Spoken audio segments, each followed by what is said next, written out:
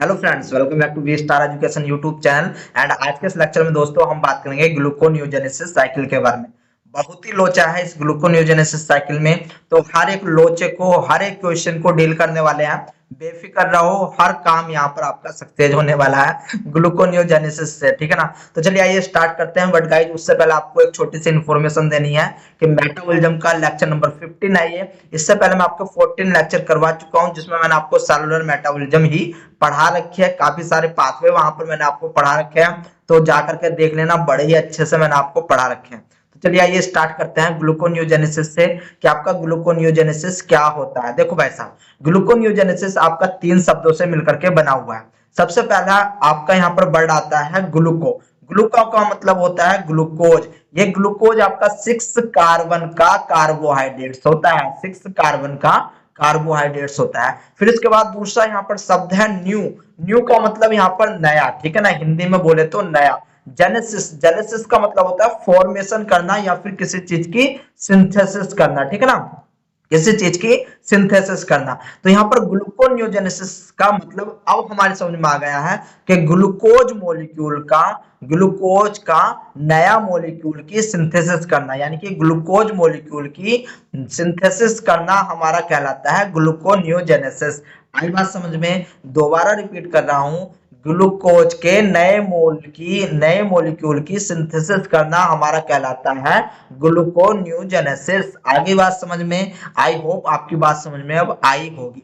दूसरा क्वेश्चन आता है कि भाई साहब अब ये ग्लूकोज हमें क्यों बनाना पड़ रहा है, ठीक है ना। ग्लूकोज हमें क्यों बनाना पड़ रहा है? हमें तो इसकी जरूरत ही नहीं, हम तो बाहर से ले रहे हैं ग्लूकोज, भर भर के चाउमीन, बर्गर, पास्ता, ये सब चीज खा रहे हैं, तो हमको ग्लूकोज को बनाना क्यों है? तो भाई साहब यहाँ पर एक सिंपल सा यहाँ पर आंसर है। देखो भाई साहब, अब ऐसा होता है कि बाय चांस अगर आपको खाना ना मिले, यानी कि या फिर आप फास्टिंग पे हो उस दिन, ठीक है ना, तो मान लो आपने 2 दिन से कोई भी खाना नहीं खाया, आपने कोई भी कार्बन सोर्स नहीं लिया, ठीक है ना, भले ही आप कितनी प्रोटीन ले लो, भले कितना आप फैट्स खा लो, लेकिन आपने जो है कार्बोहाइड्रेट्स नहीं लिया। अब क्या होगा 2 दिन के बाद कि आपने 2 दिन पहले जितना भी कार्बन लिया था वो सारा का सारा कार्बन यूज हो जाता है आपका एटीपी जनरेशन में, ठीक है ना, एटीपी जनरेशन में आपका यूज हो जाता है। और आपका जो शरीर है, यानी कि हमारा जो शरीर है, हमारे शरीर में कुछ सेल्स ऐसी होती है कि भाई साहब वे अगर एनर्जी जनरेट करेंगी, अगर एनर्जी बनाएगी, तो केवल और केवल ग्लूकोज से बनाएगी, नहीं तो एनर्जी नहीं बनाने वाली। तो यानी कि ग्लूकोज के साथ उनका सच्चा वाला प्यार होता है, सच्चा वाला जन्मों जन्मांतर का प्यार होता है उन सेल्स के साथ। और ये केवल हमारे साथ ही नहीं है, हमारे शरीर के सेल के साथ ही नहीं है, प्लांट की कुछ सेल्स ऐसी होती है, बैक्टीरिया ऐसे होते हैं जो कि आपका केवल और केवल प्यार करते हैं ग्लूकोज से ही, ठीक है ना। तो इसलिए ग्लूकोज का बनाना बहुत ही ज्यादा जरूरी हो जाता है। तो देखो भाई साहब, अब जैसे कि अगर मैं अपने अंदर बात करूं, तो मेरे अंदर कुछ ब्रेन सेल्स ऐसी हैं, कुछ ब्रेन की सेल्स ऐसी हैं कि भाई साहब उनको एनर्जी के लिए ग्लूकोज ही चाहिए। अगर वे एटीपी जनरेट करेंगे तो केवल और केवल ग्लूकोज से करेंगे, नहीं तो नहीं करने वाले, ठीक है ना। तो इसलिए उनको ग्लूकोज चाहिए। तो अब हमें पता लगा कि भाई साहब बहुत ही ज्यादा जरूरी है आपका ग्लूकोज। अब आप कहोगे कि सर आपने बैक्टीरिया के अंदर नहीं बताया। भाई साहब बैक्टीरिया में मैंने आपको डायोक्सिक ग्रोथ पढ़ाया था।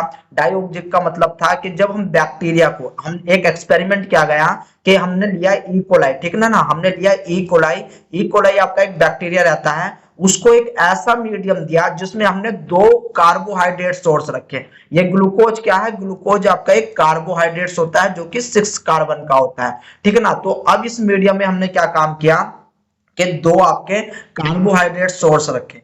एक था सबसे पहले हमारा ग्लूकोज, दूसरा था हमारा लैक्टोज। लैक्टोज आपका एक डाइसैकेराइड शुगर होती है, ठीक है ना, डाइसैकेराइड शुगर होती है, ये मिलकर के बनी हुई होती है गैलेक्टोज प्लस ग्लूकोज, ठीक है ना, गैलेक्टोज प्लस ग्लूकोज से मिलकर के बनी हुई होती है। तो हमने दोनों चीज रख दिए भाई साहब, लैक्टोज भी एंड ग्लूकोज भी। हमने क्या काम देखा, हमने देखा कि सबसे पहले ई कोलाई ने किसको डाइजेस्ट किया, सबसे पहले ई कोलाई ने किसको खाना स्टार्ट किया? सबसे पहले उसने ग्लूकोज को खाना स्टार्ट किया, ठीक है ना। यानी कि आपका जो है जो ग्लूकोज था ई कोलाई के लिए फर्स्ट न्यूट्रेंट बन गया कि भाई साहब अगर वो कंज्यूम करेगा तो ग्लूकोज को ही करेगा। क्योंकि ग्लूकोज का डाइजेशन भी आसान होता है, ग्लूकोज से एनर्जी जनरेट करना भी आपको आसान होता है, इसमें कोई झंझटबाजी नहीं होती, इसलिए ग्लूकोज को बनाया जाता है। ठीक है ना, इसलिए ग्लूकोज को बनाया जाता है। देखो भाई साहब, एक और यहाँ पर क्वेश्चन होता है कि ग्लूकोनियोजेनेसिस क्यों हो रही है, हमारे शरीर के अंदर ग्लूकोनियोजेनेसिस क्यों हो रही है। तो वैसे तो मैंने हालांकि इसको आपको आंसर दे दिया है कि जब हमारे शरीर के अंदर ग्लूकोज खत्म हो जाए या फिर ग्लूकोज जो है हम बाहर से ना ले, तब हमारे शरीर को जो है ग्लूकोज बनाना पड़ता है, क्योंकि हमारे शरीर की कुछ सेल्स ऐसी होती है जो कि ग्लूकोज से ही एटीपी जनरेट कर सकती है, जैसे कि ब्रेन की सेल। आई बात समझ में। तो अब यहाँ पर आपके वैसे तो काफी सारे क्वेश्चन हो चुके हैं, तो अब हम कुछ पॉइंट्स पे चलते हैं। जो जो क्वेश्चन आपके आते जाएंगे मेरी याद में आपको बताता जाऊंगा, तो दिक्कत लेने वाली कोई बात नहीं है। ठीक है ना, ग्लूकोनियोजेनेसिस का मतलब आप समझ गए कि ग्लूकोज मॉलिक्यूल का फॉर्मेशन करना ही आपका ग्लूकोनियोजेनेसिस कहलाता है। अब ये जो ग्लूकोज बनता है, एक बात यहीं पर मैं आपको बता दूं, ये जो ग्लूकोज बनता है इसके लिए आपका जो है नॉन कार्बोहाइड्रेट सोर्स का यूज करते हैं, यानी कि नॉन कार्बोहाइड्रेट सोर्स का यूज करते हैं। उसमें हमारा कौन कौन चलाता है, उसमें हमारे चले आती है प्रोटीन, उसमें हमारे चले आते हैं फैट, उसमें हमारे चले आते हैं ऑर्गेनिक एसिड। ठीक है ना, आपका क्या क्या ऑर्गेनिक एसिड। लेकिन लेकिन लेकिन अब सभी चीज सभी यानी कि ये जितने मैंने प्रोटीन फैट ऑर्गेनिक एसिड रखे हैं, ये आपका सभी सेल सभी को यूज नहीं कर सकती। जैसे कि इसका मैं आपको सिंपल सा एक उदाहरण देता हूं, जो हमारे शरीर की सेल्स होती है ये फैट से कभी भी आपका ग्लूकोज नहीं बना सकती। जी हाँ, आपने सही सुना, जो आपके शरीर में एक्स्ट्रा फैट है, जो चर्बी है, उसको हम ग्लूकोज में कभी भी नहीं ब्रेक डाउन कर सकते। ऐसा क्यों? हालांकि इसका मैं आपको आंसर दे चुका हूं ग्लाइओक्सिलेट साइकिल में, बट कोई बात नहीं, यहाँ पर भी मैं आपको थोड़ा बहुत बताऊंगा। आई बात समझ में? तो भाई साहब आई होप आपकी बात समझ में आई होगी। चलिए आइए कुछ इंपोर्टेंट पॉइंट्स देखते हैं जो कि आपसे पूछे जाते हैं। अब यहाँ पर एक और क्वेश्चन मैं आपके लिए रख देता हूं। देखो भाई साहब, बहुत सारे साइंटिस्ट लोग, बहुत सारे टीचर्स लोग लैक ऑफ नॉलेज या फिर उनके पास जो है सही से ज्ञान ना होने की वजह से भी बोल देते हैं कि जो आपकी ग्लाइकोलाइसिस एंड ग्लूकोनियोजेनेसिस साइकिल होती है वो आपकी जस्ट रिवर्स प्रोसेस है, यानी कि ग्लाइकोलाइसिस का ही जस्ट रिवर्स प्रोसेस होता है आपका ग्लूकोनियोजेनेसिस। लेकिन ऐसा नहीं होता।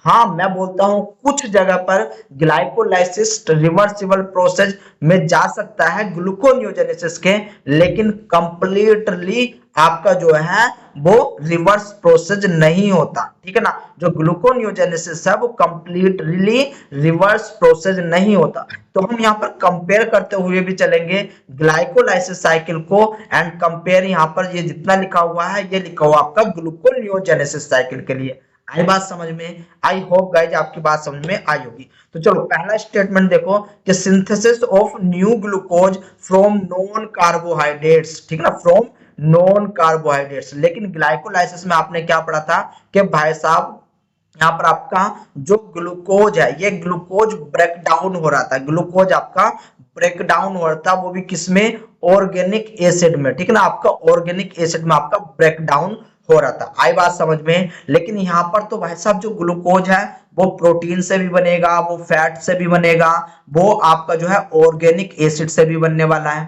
आगे बात समझ में? तो चलो, एक तो आपने ये डिफरेंस देखा। अभी आप मुझे पता है आपके जो मन है, जो दिमाग है, उसमें भर भर के क्वेश्चन आ रहे होंगे, लेकिन उस सब का मैं आंसर आपको 1 बाय 1 करके देता रहूंगा, बस केवल आप मुझे सुनते रहो। ठीक है ना। इसके बाद सेकंड स्टेप देखो कि it is anabolic pathway. Anabolic pathway क्या होता है? जब कहीं पर हम किसी मॉलिक्यूल्स को बनाते हैं, किसी चीज की सिंथेसिस करते हैं, वो चीज कहलाती है हमारी एनाबोलिक पाथवे, और वहां पर एनर्जी लगती है। ठीक है ना, वहां पर आपकी एनर्जी लगती है, और जहां पर आपकी जिस भी पाथवे में एनर्जी लगती है उसको बोलते हैं एंडरगोनिक, उसको बोलते हैं एंडरगोनिक। ग्लाइकोलाइसिस में बात करूं तो ये आपका एक कैटाबोलिक पाथवे होता है, जहां पर एनर्जी आपकी जनरेट होती है, बनती है, यानी कि एक प्रकार से एक्सर्गोनिक प्रोसेस ये आपका होता है ग्लाइकोलाइसिस। ठीक है ना।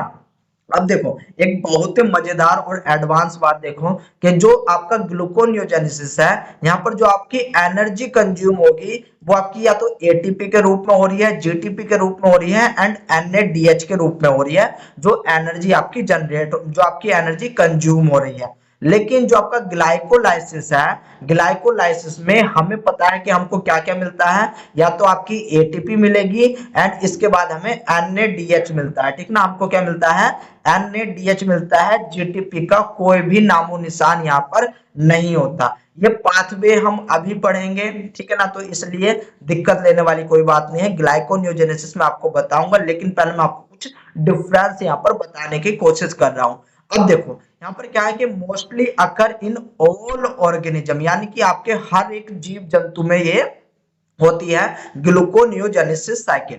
इसी प्रकार से जो ग्लूकोज होता है वो भी आपके प्रत्येक ऑर्गेनिज्म में होती है, चाहे बैक्टीरिया हो, प्लांट हो, एनिमल हो, कुछ भी हो, ग्लाइकोनियोजेनेसिस साइकिल आपकी होती है, ठीक है ना। यानी कि ये दो आपको सिमिलरिटी देखने को मिल गई। अब यहाँ पर इसके बाद देखो कि इन ह्यूमन, अगर मैं ह्यूमन के अंदर बात करूं तो सबसे ज्यादा ये होती है आपके लीवर में, ठीक है ना, सबसे ज्यादा होती है लीवर में। अराउंड आप इसको समझ सकते हो कि 80% जितनी भी ग्लूकोनियोजेनेसिस हो रही है आपकी, वो सब कहां पर हो रही है, लीवर में हो रही है। इसके बाद 10% किडनी के अंदर हो रही है एंड 10% आपकी ब्रेन के अंदर हो रही है ग्लूकोनियोजेनेसिस साइकिल। मैंने आपको कोरी साइकिल भी पढ़ा रखी है गाइज। कोरी साइकिल में क्या होता है, ग्लूकोनियोजेनेसिस साइकिल ही चलती है।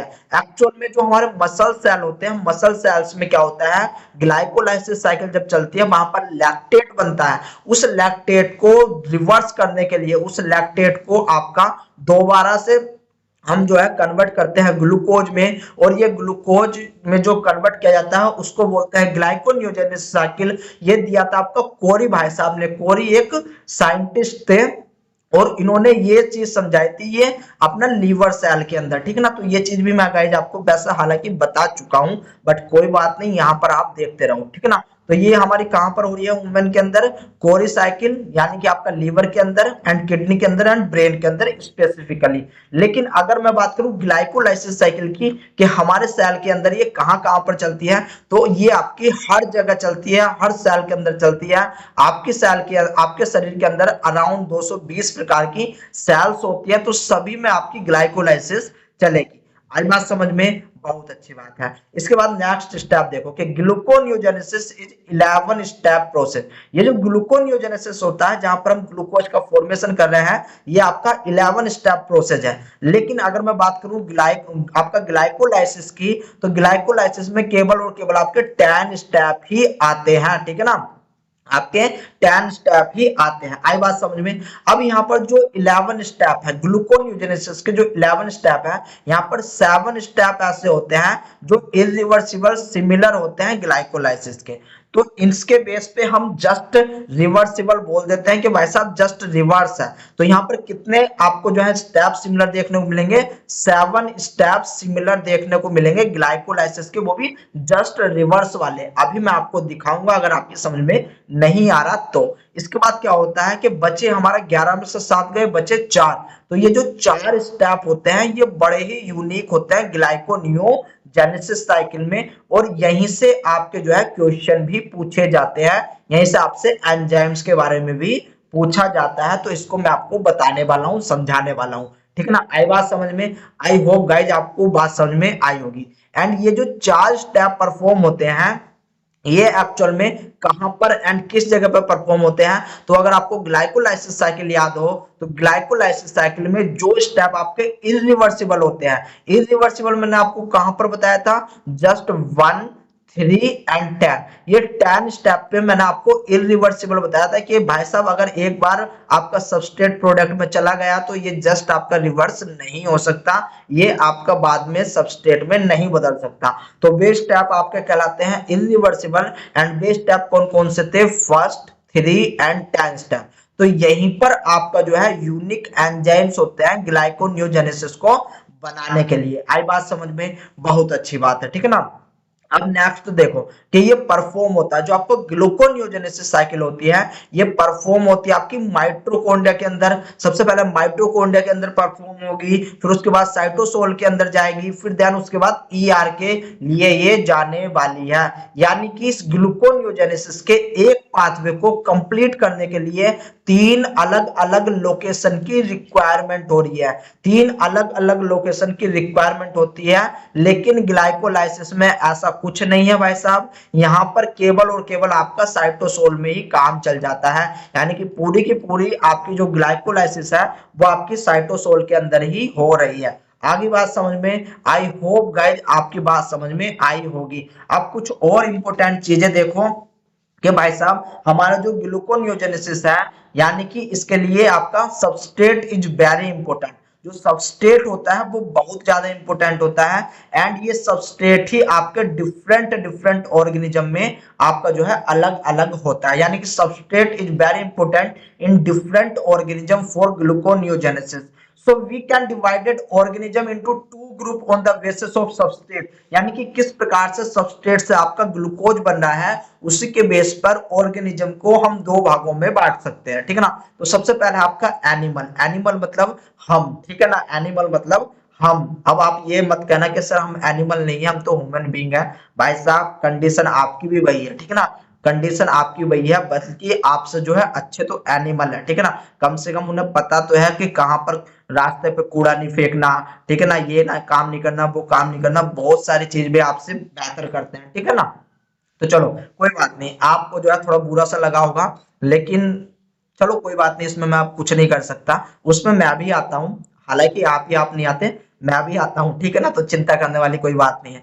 तो चलो हम बात कर रहे हैं अपने अंदर। हमारे अंदर क्या होता है कि हम ग्लूकोनियोजेनेसिस यानी कि ग्लूकोज को बनाने के लिए यूज करते हैं मोर देन 3 कार्बन या फिर 3 कार्बन ऑर्गेनिक एसिड सबस्ट्रेट। ये 3 कार्बन ऑर्गेनिक सबस्ट्रेट क्या क्या होते हैं, जैसे कि आपका पाइरूवेट, ठीक है ना। यानी कि इस लाइन में क्या बोला गया है, या तो हम 3 कार्बन सबस्ट्रेट या फिर 3 से अधिक, जैसे कि 4, जैसे कि 5, जैसे कि 6, जैसे कि 7, इतने कार्बन एसिड का यूज करके हम अपने ग्लूकोज को बना सकते हैं, ठीक है ना, ग्लूकोज को बना सकते हैं अपने अंदर। तो इसमें कौन कौन से आते हैं, पहला है पाइरूवेट। पाइरूवेट आपका एक 3 कार्बन का ऑर्गेनिक एसिड होता है, 3 कार्बन का ऑर्गेनिक एसिड होता है, जो कि आपको ग्लाइकोलाइसिस के सबसे लास्ट में मिलता है, ठीक है ना। आई बात समझ में, बहुत अच्छी बात है। इसके बाद लैक्टेट, लैक्टेट हमारी मसल सेल्स के अंदर बनता है, लैक्टेट फर्मेंटेशन के थ्रू भी बनता है। याद रख लेना, जो हमारी सेल्स के अंदर बनता है वो आपका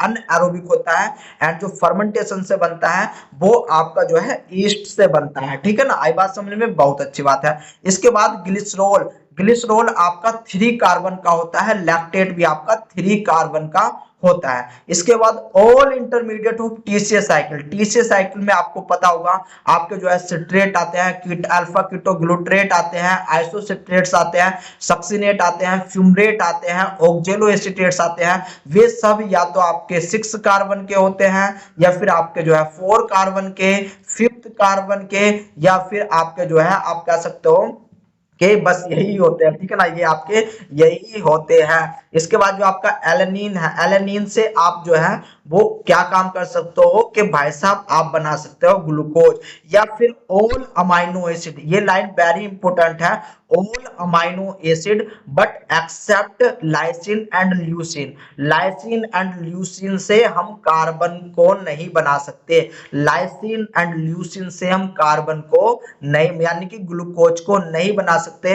ऐसा क्यों, तो भाई साहब ऐसा इसलिए कि ल्यूसीन एंड लाइसिन आपका बनाते हैं एसिटाइल कोएंजाइम्स, आपका बनाएंगे एसिटाइल कोएंजाइम्स, एंड ये एसिटाइल कोएंजाइम्स आपका जो है 2 कार्बन का होता है, ये आपका 2 कार्बन का होता है। इसलिए मैं कह रहा हूं कि भाई साहब लाइसिन एंड ल्यूसीन से हम जो है ग्लूकोज नहीं बना सकते, ठीक है ना, ग्लूकोज हम आपका नहीं बना सकते। असल में हम एसिटाइल कोएंजाइम्स यानी कि जो 2 कार्बन है, 2 कार्बन से क्यों नहीं बना सकते, तो भाई साहब हमारे अंदर यानी कि एनिमल के अंदर कोई ऐसी मैकेनिज्म, कोई ऐसा आपका एंजाइम्स नहीं है जो एसिटाइल कोएंजाइम्स को कन्वर्ट कर सके आपका जो है वो पायरुवेट में कन्वर्ट कर सके, ऐसा कोई सा भी एंजाइम्स नहीं होता। लेकिन ये जो एंजाइम्स होता है जहां पर आपका एसिटाइल कोएंजाइम से पायरुवेट बनता है, ये आपका बैक्टीरिया के अंदर पाया जाता है, ये आपका प्लांट के अंदर पाया जाता है, ये आपका फंजाई के अंदर पाया जाता है, ठीक है ना। तो यहाँ पर क्या होगा कि आसानी से 2 कार्बन या फिर उससे ज्यादा, जैसे कि 3, 4, 5, 6, 7, ये कार्बन आपके जो है कन्वर्ट हो जाएंगे किसमें, आपका जो है कन्वर्ट हो जाएंगे आपका ग्लूकोज के अंदर, ठीक है ना। जिसमें पहला है फैटी एसिड। ये जो फैटी एसिड है, देखो यहाँ पर मैं आपको एक इंपॉर्टेंट बात बता दूं कि मान लो भाई साहब कोई 100 किलो का व्यक्ति है, ठीक है ना। 100 किलो का कोई व्यक्ति है, वो सोचेगा कि यार मेरे अंदर फैट जमा है, सही बात भी सही है, फैट जमा है। लेकिन होगा क्या कि भाई साहब धीरे धीरे अब उसने सोचा है कि फैट जमा है, ये ग्लूकोज में टूट जाएगा, तो ऐसा नहीं होता, ये ग्लूकोज में नहीं टूटता। यहाँ से हम एनर्जी जरूर ले सकते हैं, हम इसको, ये फैट असल में क्या होता है, जब फैट का बीटा ऑक्सीडेशन करते हैं तो ये कन्वर्ट होता है आपका एसिटाइल कोएंजाइम्स में। जब ये आपका एसिटाइल कोएंजाइम्स में जाएगा, तो इस एसिटाइल कोएंजाइम्स में जाने के लिए क्या होगा कि ये आपका जाएगा सिट्रिक एसिड साइकिल में, एंड सिट्रिक एसिड साइकिल में जाने के बाद यहाँ से आपकी एनर्जी जो है जनरेट होने वाली है। आपको पता है सिट्रिक एसिड साइकिल में आपको जीटीपी भी मिलती है, अगर एनिमल का केस है, अगर प्लांट का केस है तो आपको एटीपी मिलेगी, एनएडीएच मिलेगा, एफएडीएच मिलता है, आपको एफएडीएच2 मिलता है। तो ये आपको जो है फैट से मिलने वाला है। लेकिन क्या होता है कि हमारे अंदर कोई चीज ऐसी नहीं है जो एसिटाइल से आपका जो है कन्वर्ट कर दे, किसमें, आपका कन्वर्ट कर दे पायरुवेट में, ठीक है ना, आपका कन्वर्ट कर दे पायरुवेट में। ये सारी चीज मैंने आपको ग्लाइऑक्सिलेट साइकिल में पढ़ाई है। यहाँ पर क्या होता है कि एक आपकी चाहे बैक्टीरिया हो, प्लांट हो, फंजाई हो, यहाँ पर आपकी ग्लाइऑक्सिलेट साइकिल चलती है। ये ग्लाइऑक्सिलेट साइकिल क्या काम करता है, जो सिट्रिक एसिड साइकिल है, जो सिट्रिक एसिड साइकिल है, उस सिट्रिक एसिड साइकिल को बाईपास कर देता है एंड आपके 2 कार्बन को बचा लेता है। ये आपका कार्बन डाइऑक्साइड में चेंज नहीं होने देता, ठीक है ना। और ये जो आपके 2 कार्बन होते हैं, ये 2 कार्बन आपका ऑक्जेलो एसीटेट बनाने में हेल्प करते हैं, आपका हेल्प करते हैं, ठीक है ना। ये सारी चीज मैं आपको बता चुका हूँ ग्लाइऑक्सिलेट साइकिल में। लेकिन ये जो आपका ग्लाइऑक्सिलेट साइकिल है, ये ह्यूमन के अंदर नहीं होता। इसलिए हम कह सकते हैं कि जो आपका फैट होता है, फैट से आपका बनता है एसिटाइल कोएंजाइम्स। ये एसिटाइल कोएंजाइम्स आपका क्या है, एसिटाइल कोएंजाइम्स आपका 2 कार्बन का कंपाउंड है, ठीक है ना, 2 कार्बन का कंपाउंड है, जिसकी वजह से जो है ये हमारे अंदर जो है, आप कह सकते हो इससे आप कार्बन में चेंज नहीं कर सकते, ठीक है ना, कार्बन में चेंज आप नहीं कर सकते हो। इसको मैंने और अधिक वे में आपको ग्लाइऑक्सिलेट साइकिल में पढ़ा रखा है। आई बात समझ में, आई होप गाइज आपकी बात समझ में आई होगी। मान लो अब चलो हम बात करते हैं एनिमल के अंदर, और एनिमल में इसको देख लेते हैं। यहाँ पर देखो इस बैक्टीरिया के अंदर एक और एग्जाम्पल आता है एसीटेट, ठीक है ना, इसके अंदर एक और एग्जाम्पल आता है एसीटेट। अब यहाँ पर एसीटेट के बारे में पूछा भी जाता है कि मान लो अगर बैक्टीरिया को एसीटेट देंगे तो बैक्टीरिया क्या ग्रो कर पाएगा, यानी कि बैक्टीरिया को अगर हम मीडियम में एसीटेट दे दें तो क्या बैक्टीरिया ग्रो कर पाएगा, तो बिल्कुल हाँ वो ग्रो कर पाएगा। एसीटेट आपका कन्वर्ट होगा एसिटाइल कोएंजाइम्स में। एसिटाइल कोएंजाइम्स 2 कार्बन का कंपाउंड है, ये जाएगा आपका ग्लाइऑक्सिलेट साइकिल में, जहां पर आपका ऑक्जेलो एसीटेट बनेगा फाइनली, ठीक ना। फाइनली ऑक्जेलो एसीटेट आपका बनने वाला है। 2 मोल ऑफ एसिटाइल कोएंजाइम्स के मिलकर के आपका जो है 1 मोल ऑफ ऑक्जेलो एसीटेट बनाते हैं। इस बात को याद रख लेना, ठीक है ना, इस बात को आप याद रख लेना, ठीक है ना। तो यहाँ पर एक्चुअल में क्या हो रहा है, अब थोड़ा हम साइकिल के लिए चलते हैं, ठीक है ना, साइकिल के लिए चलते हैं। मान लो हम ले लेते हैं पायरुवेट, हम ले लेते हैं पायरुवेट। तो हमको ग्लूकोनियोजेनेसिस साइकिल के लिए एक, सॉरी मैं साइकिल कह रहा हूँ बार बार, लेकिन ये होता है आपका पाथवे, क्योंकि मैं पढ़ाता हुआ आ रहा हूँ ना मेटाबॉलिज्म, उसमें मैंने साइकिल भी पढ़ाया है, उसमें मैंने आपको पाथवे भी पढ़ाया है, ठीक है ना। तो इसलिए मुंह से निकल रहा है, लेकिन ये होता है आपका पाथवे, ठीक है ना। साइकिल में क्या होता है, साइकिल जैसे कि आपका टीसीएस साइकिल होती है, ठीक है ना, टीसीएस साइकिल होती है, ये आपका साइकिल होता है। आपका पाथवे क्या होता है कि एक जगह से स्टार्ट हुआ तथा दूसरी जगह आपका खत्म होगा, ये आपका स्टेप वाइज पाथवे होता है, ठीक है ना। अब देखो यहाँ पर क्या है कि आपका 2 पायरुवेट हमें यूज करने पड़ेंगे। 2 पायरुवेट यूज करेंगे, 4 एटीपी लगेंगी, 2 जीटीपी लगेंगी, 2 एनएडीएच लगेंगे, एंड हमारा आपका 4 मोल ऑफ वाटर लगेगा। जिससे हमारा क्या बनेगा, 1 मोल ग्लूकोज का बनेगा। तो यहाँ पर बाई प्रोडक्ट के रूप में क्या निकलेगा, 4 एडीपी, 2 जीडीपी, 6 पीआई, ठीक है ना, 6 पीआई एंड 2 एनएडी प्लस आपका जो है बनने वाला है। आई बात समझ में? यानी कि हमको जो है एक ग्लूकोनियोजेनेसिस के लिए कितनी एनर्जी देनी पड़ रही है, हमको एक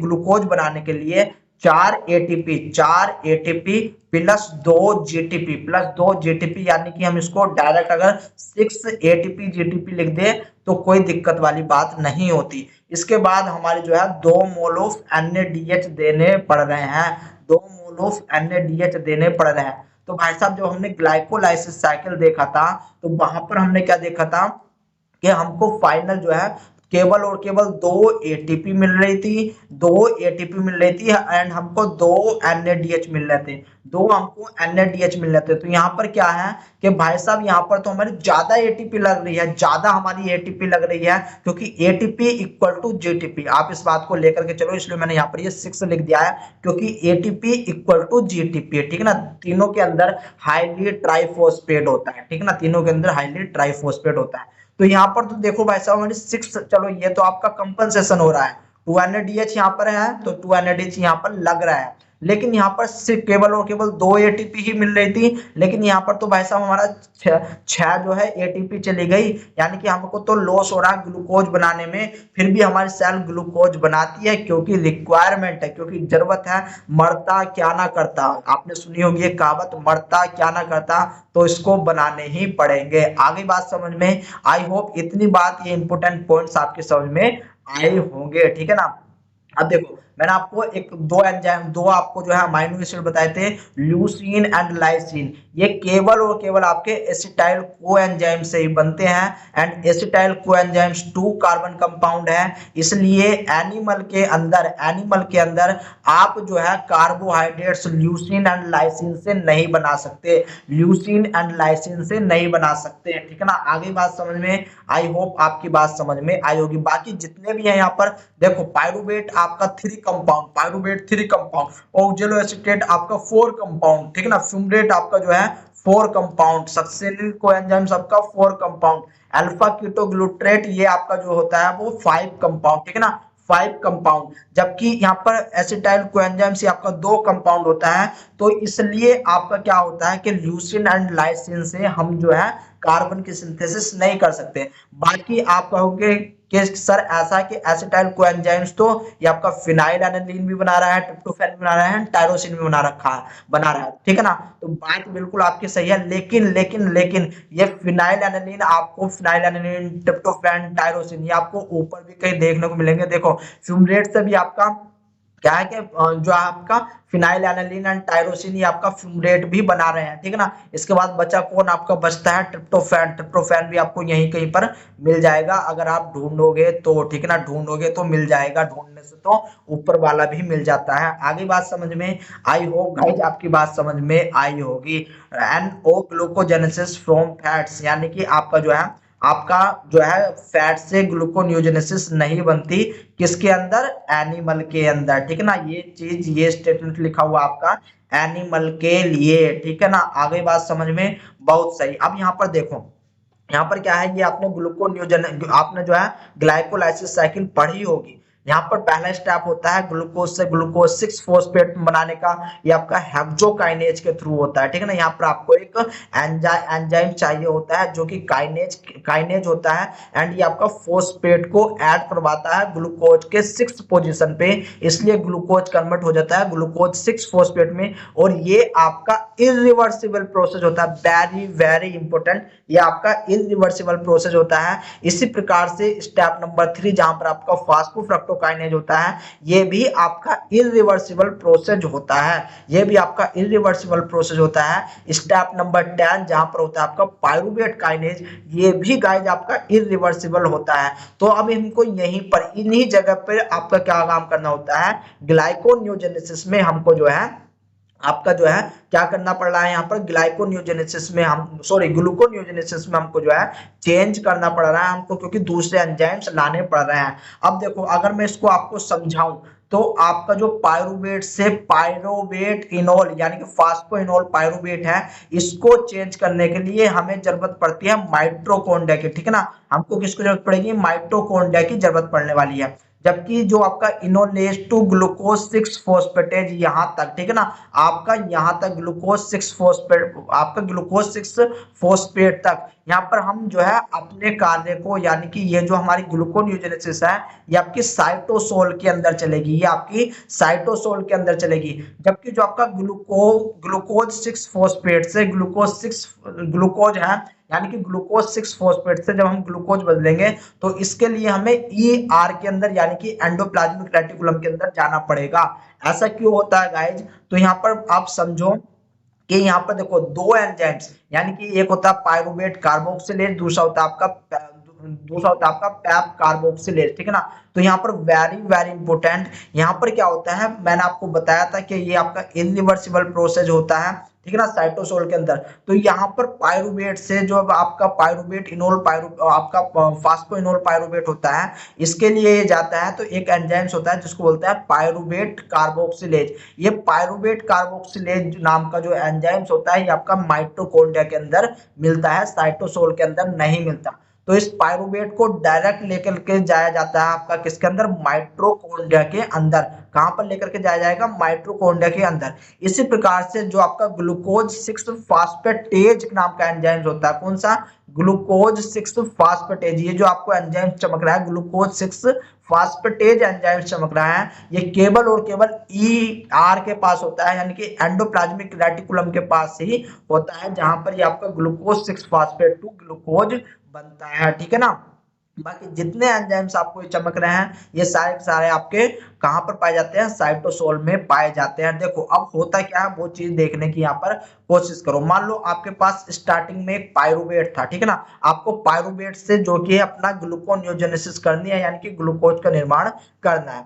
तो यहाँ पर माइटोकॉन्ड्रिया की क्या देन है, माइटोकॉन्ड्रिया की देन ये है कि सबसे पहले इस पायरुवेट को लेकर के जाया जाएगा माइटोकॉन्ड्रिया के मैट्रिक्स में। ये आ गए हम आपके जो है माइटोकॉन्ड्रिया के मैट्रिक्स में। पायरुवेट आपको पता है, पायरुवेट आपका जो है कन्वर्ट होता है ऑक्जेलो एसीटेट में, ठीक ना, आपका कन्वर्ट होता है ऑक्जेलो एसीटेट में। आपको केवल और केवल यहाँ पर क्या याद रखना है, अभी स्टेप याद रखने हैं, एंजाइम्स इसके मैं आपको अभी बताऊंगा, तो एंजाइम से आप बेफिक्र रहो, ठीक है ना। यहाँ पर आपका कौन सा एंजाइम से लगेगा, वैसे यहाँ पर आपका एंजाइम से लगेगा पायरुवेट कार्बोक्सिलेज, ठीक है ना, पायरुवेट कार्बोक्सिलेज। अब यहाँ पर आप एक चीज देखो, ठीक है ना, जो आपका पायरुवेट होता है ये आपका 3 कार्बन का होता है, लेकिन ये कन्वर्ट हो रहा है आपका 4 कार्बन में, ये कन्वर्ट हो रहा है आपका 4 कार्बन में। तो यहाँ पर आपको जो है एक बाइकार्बोनेट देना पड़ेगा, यहाँ पर आपको एक बाइकार्बोनेट देना पड़ेगा, जो कि होता है आपका HCO3, ठीक है ना, HCO3, ठीक है ना। तो ये आपका बाइकार्बोनेट होता है, जिसकी वजह से एक कार्बन ऑक्जेलो एसीटेट को मिल जाता है, एंड ये पायरुवेट के 3 कार्बन से चेंज हो जाता है आपका ऑक्जेलो 4 कार्बन में, ठीक है ना। आई बात समझ में, बहुत अच्छी बात है। अब यहाँ पर एक प्रॉब्लम होती है कि ये जो आपका ऑक्जेलो एसीटेट है, ये एक्चुअल में माइटोकॉन्ड्रिया को क्रॉस नहीं कर सकता, ये आपका माइटोकॉन्ड्रिया को क्रॉस नहीं कर सकता। तो इसको चेंज किया जाता है मैलेट में, ठीक है ना, मैलेट में चेंज किया जाएगा। मैलेट बहुत आसानी से जो है आपका क्रॉस कर जाता है किसको, माइटोकॉन्ड्रिया को, ठीक है ना, माइटोकॉन्ड्रिया को। ये आपका ट्रांसलोकेज के कारण होता है, ठीक है ना, आप कह सकते हो ग्रुप ट्रांसलोकेज के कारण होता है। पायरुवेट भी आपका अंदर किस कारण आता है, आपका अंदर आता है ये ग्रुप ट्रांसलोकेज से, ठीक है ना। इसी प्रकार से मैलेट भी ये, अब मैलेट आपका इजिली बाहर आ जाएगा, ठीक है ना, मैलेट आपका इजिली बाहर आ जाएगा जब ये ऑक्जेलो एसीटेट से आपका जो है मैलेट में जाएगा, मैलेट बाहर आएगा। मैलेट जैसे ही बाहर आएगा, मैलेट है, अब आपका जो है मैलेट यहाँ पर क्या होता है, मैलेट से जब ऑक्जेलो एसीटेट में जाते हैं तो यहाँ पर मैलेट डिहाइड्रोजिनेज नाम का एंजाइम्स काम करता है। ऊपर भी आपका क्या उनसा काम करेगा, मैलेट डिहाइड्रोजिनेज ही काम करेगा, ठीक है ना। डिहाइड्रोजिनेज वहां पर काम आता है जहां पर आपका कोई भी सबस्ट्रेट इलेक्ट्रॉन को लूज करता है, इलेक्ट्रॉन को लूज करता है। तो यहाँ पर ऑक्जेलो एसीटेट क्या काम करेगा, ऑक्जेलो एसीटेट को मैलेट में कन्वर्ट होने के लिए इलेक्ट्रॉन की जरूरत पड़ती है। तो ये आपका NADH, ठीक है ना, NADH से इलेक्ट्रॉन लेगा, लेने के बाद ये आपका जो है मैलेट में कन्वर्ट हो जाएगा एंड NADH कन्वर्ट हो जाएगा आपका NAD प्लस में, ठीक है ना। इसी प्रकार से जब आपका ये आपका बाहर आ जाएगा, बाहर आने के बाद ऑक्जेलो एसीटेट के लिए आपको जो है मैलेट सब इलेक्ट्रॉन को रिमूव करना पड़ेगा, इलेक्ट्रॉन को आपको जो है क्या करना पड़ेगा, रिमूव करना पड़ेगा। तो इलेक्ट्रॉन जैसे ही मैलेट से आपके जो है रिमूव होंगे, इसको एक्सेप्ट कर लेगा NADH, ठीक है ना, इसको एक्सेप्ट कर लेगा NADH एंड ये कन्वर्ट हो जाएगा आपका ऑक्जेलो एसीटेट में, ये कन्वर्ट हो जाएगा ऑक्जेलो एसीटेट में। एंड इस ऑक्जेलो एसीटेट को अब आपका इजीली कन्वर्ट कर लिया जाता है पैप के अंदर, यानी कि आपका फॉस्फेट इनोल पाइरुवेट, जो कि स्टेप नंबर 9 होता है, फॉस्फेट इनोल पाइरुवेट। एंड यहाँ पर देखो ये आपका कितने कार्बन का था, 4 कार्बन का था, जबकि पैप जो होता है ये आपका 3 कार्बन का होता है, यानी कि एक कार्बन हमको निकालना पड़ेगा।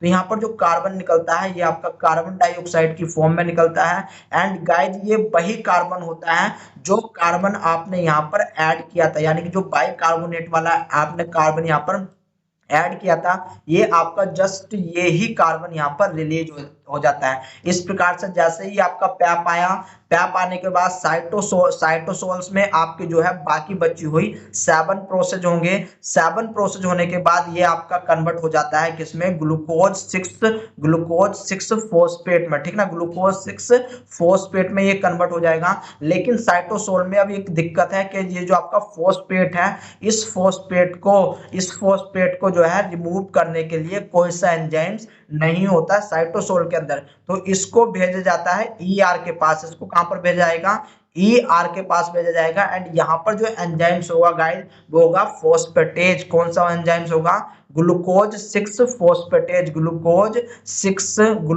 6 फॉस्फेटेज, ठीक ना, फॉस्फेटेज यानी कि टेज आ गया, टेज मतलब फॉस्फेटेज का काम करता है, फॉस्फेट को रिमूव करने का काम करता है। तो यहाँ से 6 पोजीशन से रिमूव कर देगा, ER के अंदर आपका बन जाएगा ये ग्लूकोज, आपका बन जाएगा गाइज ग्लूकोज। तो एक तो हो गया आपका ये वाला, ठीक है ना, एक तो हो गया ये वाला। अब दूसरी एक और कंडीशन आती है गाइज, दूसरी एक और कंडीशन आती है कि जब आपकी मसल सेल्स के अंदर लैक्टेट बनता है ना, तो लैक्टेट आपका कन्वर्ट होता है पाइरुवेट में, ठीक है ना। मैंने आपको रिएक्शन बता रखी है कि लैक्टेट किस प्रकार से कन्वर्ट होता है पाइरुवेट में। लैक्टेट अपने इलेक्ट्रॉन को जो है डोनेट करेगा, ठीक है ना, सॉरी इलेक्ट्रॉन को डोनेट करेगा। यस, यहाँ पर बनेगा आपका NADH प्लस, ठीक है ना, यानी कि जो एक्सेप्टर होगा NADH होगा एक्सेप्टर। फिर पाइरुवेट आपका माइटोकॉन्ड्रिया के अंदर जाएगा, माइटोकॉन्ड्रिया के अंदर जाने के बाद ये आपका कन्वर्ट होगा ऑक्जेलो एसीटेट में। ये आपका कन्वर्ट कहां पर हो रहा है, ऑक्जेलो एसीटेट में। आपको पता है कि यहाँ पर ये बाइकार्बोनेट लगने वाला है, कौन लगने वाला है, बाइकार्बोनेट यहाँ पर लगने वाला है। एक्चुअल में यहाँ पर क्या हो रहा है कि वो बात याद रखने की कोशिश करो कि ये आपका जो एक NADH मिला है, ये हमको जो है एक्स्ट्रा मिल जाता है। यहाँ पर ऑक्जेलो एसीटेट को हम कन्वर्ट कर देते हैं इस माइटोकॉन्ड्रिया के अंदर। चूंकि ये प्रोसेस आपका बहुत ज्यादा फास्ट होता है, वेरी फास्ट होता है, इसलिए ये इतना प्रोसेस को यहाँ पर लेफ्ट कर देता है, छोड़ देता है। ये डायरेक्ट ऑक्जेलो एसीटेट कन्वर्ट हो जाता है आपका पैप के अंदर, ठीक है ना, पैप के अंदर कन्वर्ट हो जाता है। एंड ये पैप आपका डायरेक्ट आ जाता है बाहर। तो ऐसा देखो, अब आप कह सकते हो कि सर यहीं पर आपका मैलेट क्यों बना, आपका जो है आपका पैप आ सकता था, ठीक है ना। तो यहाँ पर देखो बहुत सारी चीज है, ये जो आपका NADH है, हमको NADH भी तो बनाना था भाई साहब। जो हमने NADH यहाँ पर लगाया है, जो NADH हमने यहाँ पर कंज्यूम किया है, इसको देखो आगे देखने की कोशिश करो। ये रहा आपके लिए एक बेटर डायग्राम। यहाँ पर सबसे पहला हमारा क्या काम हुआ कि पाइरुवेट को हमने बाइकार्बोनेट दिया, ये बदल गया हमारा ऑक्जेलो एसीटेट में, ये हमारा बदल गया ऑक्जेलो एसीटेट में, ठीक है ना। यहाँ पर हमने क्या काम किया था, एक कार्बन एक्स्ट्रा दे दिया। अब इसके बाद ये जो ऑक्जेलो एसीटेट है, इस ऑक्जेलो एसीटेट में से हमारा इलेक्ट्रॉन निकलेगा, हमारा इलेक्ट्रॉन निकलने वाला है। इलेक्ट्रॉन निकलेगा तो वो NADH में आपका जो है NADH सॉरी, आपका जो है इलेक्ट्रॉन लेगा, इलेक्ट्रॉन आपका ले रहा है, इलेक्ट्रॉन आपका कंज्यूम हो रहा है यहाँ पर, इलेक्ट्रॉन ले लेगा, इलेक्ट्रॉन लेने के बाद आपका मैलेट बन जाएगा, ठीक है ना, आपका मैलेट बनने वाला है, मैलेट इलेक्ट्रॉन को दोबारा से, ये सारी चीज कहां पर हो रही है, ये आपकी जो है इतनी कहां पर हो रही है, ये आपकी माइटोकॉन्ड्रिया के अंदर हो रही है। तो ये मैलेट अब माइटोकॉन्ड्रिया से बाहर आएगा, बाहर आने के बाद आपका जो मैलेट ने इलेक्ट्रॉन लिया था, इलेक्ट्रॉन का ही सारा का सारा खेल होता है, इलेक्ट्रॉन को अब जो है आपका वापसी कर देगा NADH के पास, ठीक है ना, NADH के पास, यानी कि NAD को दे देगा एंड कन्वर्ट हो जाएगा ऑक्जेलो एसीटेट में। जैसे ही आपका ऑक्जेलो एसीटेट में कन्वर्ट हुआ, ऑक्जेलो एसीटेट यूज करेगा GTP को, एंड GTP को यूज करने के बाद यहाँ पर ये बना देगा फास्फोइनोल पायरुवेट। क्योंकि यहाँ पर उसने GTP को क्यों यूज करा, क्योंकि इस ऑक्जेलो एसीटेट पे एक फॉस्फेट भी देना होता है, ठीक है ना, तो यहाँ पर देखो फोस्फो लगा हुआ है ना, तो इसलिए यहाँ पर GTP का यूज करा गया है, तो यहाँ पर आपका फोस्फोइनोल पायरुवेट मिल जाता है, ठीक है ना। तो यहाँ पर इलेक्ट्रॉन का सारा खेल होता है, इलेक्ट्रॉन को बचाने के लिए हमने जो है मैलेट का यूज किया, ठीक है ना। दूसरी बात, ये रिएक्शन आपकी फास्ट भी होती है, ये रिएक्शन आपकी फास्ट भी होती है, ठीक है ना। यहाँ पर हमने NADH पहले ही अपना ले लिया था, तो अब इसको देना ना पड़े, वो हमने जो है बचा के रख लिया, ठीक है ना। आई बात समझ में, आई होप आपकी बात समझ में आई होगी। देखो पायरुवेट, पायरुवेट से ऑक्जेलो एसीटेट बना, ऑक्जेलो एसीटेट से बनने, देखो यहाँ पर जो आपका एंजाइम्स है वो आपका पायरुवेट कार्बोक्सिलेज, पायरुवेट कार्बोक्सिलेज, ये कहां पर हो रहा है, माइटोकॉन्ड्रिया के अंदर। ऑक्जेलो एसीटेट से आपका पैप बन गया, यहाँ पर ये आपका कहां पर हो रहा है, जब आपका जो है वो डायरेक्ट, याद रख लेना, जब आपका डायरेक्ट बाहर आ रहा है, यानी कि साइटोसोल से आ रहा है, तो यहाँ पर ऑक्जेलो एसीटेट से पैप बन गया, यहाँ पर पैप कार्बोक्सिलेज नाम का एंजाइम्स काम में आता है। फिर इसके बाद फ्रक्टोज 1,6 बिस्फोस्फेट, ये आपका स्टेप नंबर 3 है, ठीक है ना, स्टेप नंबर, यानी कि वैसे अगर ग्लाइकोलाइसिस साइकिल में देखेंगे तो ग्लाइकोलाइसिस साइकिल में स्टेप नंबर 3 है, लेकिन अगर आप ग्लूकोनियोजेनेसिस साइकिल से चलोगे तो ये स्टेप नंबर आपका 8 होने वाला है, ठीक है ना, स्टेप नंबर आपका 8 होने वाला है, जहां पर फ्रक्टोज 1,6 बिस्फोस्फेट को एक एंजाइम्स होता है फ्रक्टोज 1,6 बिस्फॉस्फेटेज, फॉस्फेटेज का काम होता है फॉस्फेट को रिमूव करवाना, तो जो आपका पहले नंबर पे फॉस्फेट था उसको ये रिमूव करवा देगा, बचता आपका ग्लूकोज 6 फॉस्फेट, ग्लूकोज 6 फॉस्फेट में आपका गाइस क्या होता है, ये जाता है आपका ER के पास, एंडोप्लाज्मिक रेटिकुलम के पास, ये चेंज हो जाएगा आपका ग्लूकोज 6 फॉस्फेट, यानी कि ग्लूकोज के अंदर ये आपका चेंज होने वाला है। इस प्रकार से आपको फाइनली ग्लूकोज मिलेगा, ठीक है ना, इस प्रकार से आपको फाइनली ग्लूकोज मिलेगा। यानी कि स्टेप नंबर 1 पे आपको दो स्पेसिफिक एंजाइम्स की रिक्वायरमेंट थी, एक था पायरुवेट कार्बोक्सिलेज, जहां पर आपका जो है कार्बन को ऐड कराया जाता है, जहां पर आपका कार्बन को ऐड करवाया जाता है, दूसरा होता है पैप कार्बोक्सिक काइनेज, जहां पर आपका जो है कार्बन को रिमूव करवा लिया जाता है, जो कार्बन डाइऑक्साइड होती है वो आपका बाहर जाती है, वो आपका बाइकार्बोनेट से देना पड़ता है हमको, ठीक है ना, आगे बात समझ में। एंड यहाँ पर एक आपका क्या होता है, काइनेज, काइनेज लगा है आपका, क्योंकि हमको इस पायरुवेट में एक और फॉस्फेट देना होता है, तो वेरी वेरी इंपॉर्टेंट आपसे पूछा जाता है, यहाँ पर जो फॉस्फेट आता है वो आता है आपका GTP से, किससे आएगा, GTP से आने वाला है, ठीक है ना, GTP से आने वाला है। होता क्या है एक्चुअल में कि हमारे ये पायरुवेट, दो पायरुवेट मिलकर के एक ग्लूकोज का निर्माण करते हैं, इसलिए हमारी 2 GTP लगेंगी, क्या लगेंगी, हमारी 2 GTP लगती है। आगे बात समझ में, आई होप गाइज आपकी बात समझ में आई होगी। अब जो हमारा NADH, देखो यहाँ पर हमारे स्टेप नंबर 6 पे, स्टेप नंबर 6 पे क्या हो रहा था कि हमारे NADH का फॉर्मेशन हो रहा था, ठीक है ना, in the form of glycolysis, हमारे ग्लाइकोलाइसिस में NADH बन रहे थे, ये कितने मोल बन रहे थे, 2 मोल बन रहे थे, तो यहाँ पर हमको 2 मोल NADH के देने पड़ेंगे, 2 मोल NADH के देने पड़ेंगे। आई बात समझ में, आई होप गाइज आपकी बात समझ में आई होगी। यहाँ पर देखो फ्रक्टोज, फ्रक्टोज काइनेज हमारा एक ATP ले रहा था, हमारे क्या कर रहा था, एक ATP ले रहा था, यहाँ पर भी हमको जो है ATP देना पड़ेगा, यहाँ पर हमको जो है ATP देना पड़ेगा, ठीक है ना, किस प्रकार से देना होता है वो मैंने आपको बता दिया है। तो ये फाइनली था आपका कि किस प्रकार से आप जो है फर्दर जो है ग्लूकोज बना रहे हो, कौन कौन से इनमें डिफरेंस होते हैं ग्लाइकोलाइसिस में एंड ग्लूकोन्यूजेनेसिस साइकिल में। इससे ज्यादा गाइज आपसे कुछ नहीं पूछा जाता है, ठीक है ना। आपको केवल यही स्टेप याद रखने हैं कि ग्लूकोज 6 फॉस्फेट ये आपका ईआर में पाया जा रहा है, जबकि जो आपका ऑक्जेलो एसीटेट बनेगा ये आपका कहां पर, माइटोकॉन्ड्रिया के अंदर बनने वाला है। पायरुवेट टू ऑक्जेलो एसीटेट ये आपका माइटोकॉन्ड्रिया के अंदर बनता है, जहां पर आपका जो है जीटीपी लगता है, ठीक है ना। जहां पर आपका जब ऑक्जेलो एसीटेट टू फास्फोइनोल पायरुवेट जाएंगे तब आपको जीटीपी देनी पड़ेगी, ठीक है ना। आगे बात समझ में, बस यही था आपका ग्लूकोन्यूजेनेसिस। तो मिलता हूं मैं आपसे फोटोसिंथेसिस के लिए गाइस, जो कि आपके लिए बहुत ज्यादा इंपॉर्टेंट होने वाला है। तो चलो तब तक के लिए दोस्तों टाटा एंड बाय बाय।